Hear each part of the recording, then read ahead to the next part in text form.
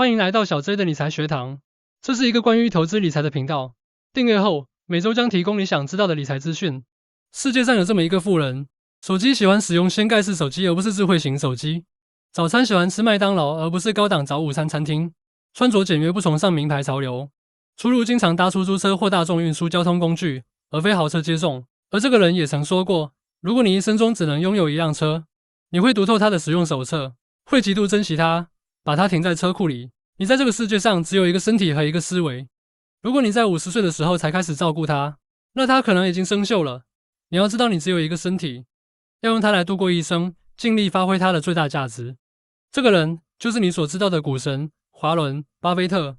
本期视频小 J 将让你知道，巴菲特是如何从零赚到10亿美元。故事开始前，记得先订阅我的频道，才不会错过每周免费提供给你的理财资讯。1930年8月30日，巴菲特出生于内布拉斯加州奥马哈市。在美国大萧条时期，巴菲特的家庭失去了所有积蓄，因为他们存钱的银行在巴菲特1岁生日前夕倒闭了。在贫穷中长大的巴菲特目睹着母亲忍饥挨饿，而父亲辛苦工作，只为获得一份能够温饱家庭的晚餐。从小，巴菲特便展现了对数字出众的敏感度。他会在白天找个地方待上一阵子，记录着路过车辆的车牌号码，然后在晚上时计算出哪个数字出现最多次。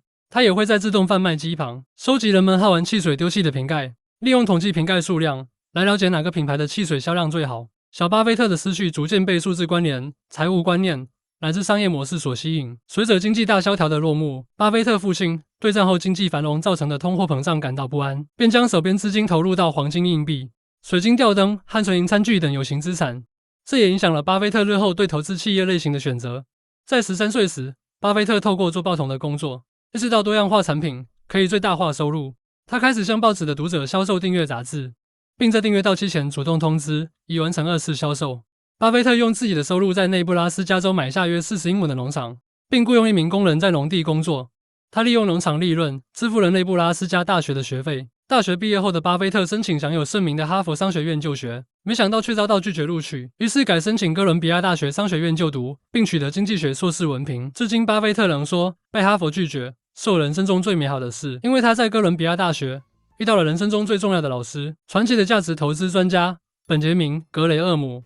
节俭的巴菲特在纽约攻读商学院时，选择免费入住当地的 YMCA， 而不是支付学校住宿费用。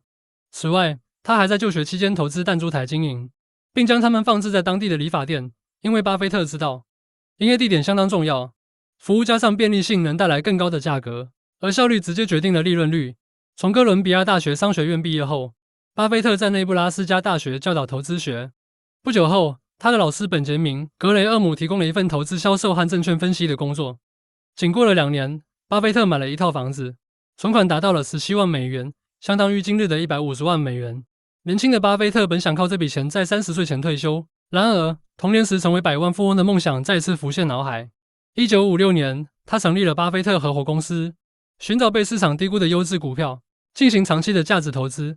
这间公司最著名的交易是1964年收购了纺织品制造商波克夏海瑟威，而后他开始将该公司资金投入到保险和媒体行业，最终关闭了纺织制造业务，经营项目转移到了投资控股、公用事业和能源领域，包括收购国家赔偿公司、政府雇员保险公司、华盛顿邮报，以及投资石油能源公司埃克森美孚。30岁的巴菲特已赚到了100万美元。巴菲特曾说过，如果你没办法持有一只股票超过10年，那么10分钟都不要持有它。在1970时期，由于投资美国运通、卡夫食品、西方保险等获得巨大成功。在1980年，巴菲特个人净资产已达到了6.5亿美元。1988年，巴菲特认为可口可乐具有稳定的现金流和业绩持续增长的潜力，且可口可乐品牌价值广受消费者喜爱。透过不断加码持有，最终拥有该公司7%的股权。凭借着可口可乐股价不断攀升，在1990年5月，巴菲特身价已达到了10亿美元。截至目前，巴菲特身价已超过1000亿美元。然而，他一生中99%的财富都是在50岁后获得的。此外，巴菲特也非常热衷投入于慈善事业，更鼓励其他富人也一起参与其中，非常让人敬佩。